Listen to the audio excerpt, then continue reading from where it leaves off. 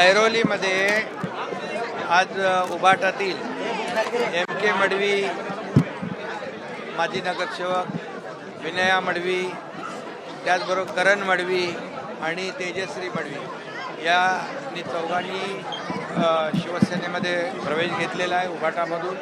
मी त्यांचं मनापासून स्वागत करतो आणि त्यांना शुभेच्छा देतो. त्यामुळे ऐरोलीमध्ये पूर्णपणे शिवसेनेचा पूर्ण जो ऐरोली भागामध्ये शिवसेना अधिक मजबूत होईल आणि शिवसेनेची ताकद तिथे ऐरोलीमध्ये अगोदरपासूनच मजबूत आहे आणि MK मडवी आणि त्यांच्या कुटुंबियांनी प्रवेश केल्यामुळे आणखी शिवसेना तिथे मजबूत होईल. कारण MK मडवी एक कार्यकर्ता म्हणून काम गेले अनेक वर्ष करतोय.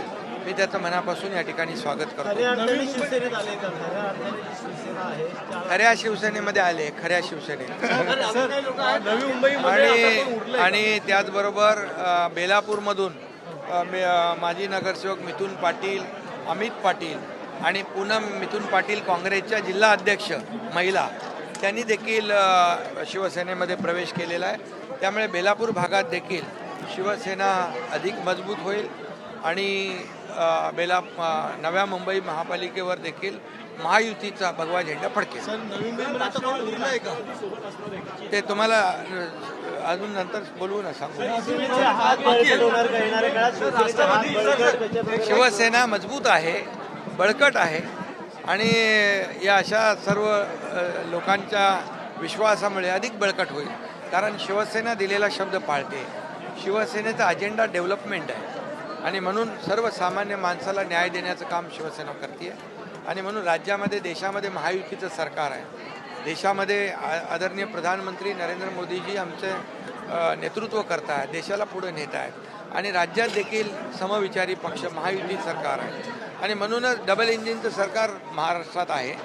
त्याचबरोबर स्थानिक स्वराज्य संस्थांमध्ये देखील एका विचाराचं समविचारी पक्षाचं सत्ता आली तर डबल वेगाने, ट्रिपल वेगाने या ठिकाणी अशा शहरांचा देखील विकास होईल आणि म्हणून लोक हाच विचार करतात. शेवटी डेव्हलपमेंट आणि डेव्हलपमेंट हाच अजेंडा शिवसेनेचा आणि महायुतीचा असल्यामुळे या ठिकाणी लोक येत आहेत. आम्ही त्यांचं स्वागत करतो.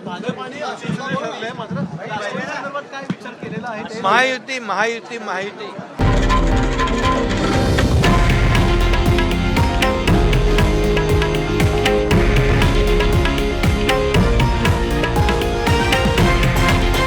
हे आहे देशातील नंबर 1 न्यूज नेटवर्क आणि आपण पाहत आहात TV9 मराठी, एकमेव.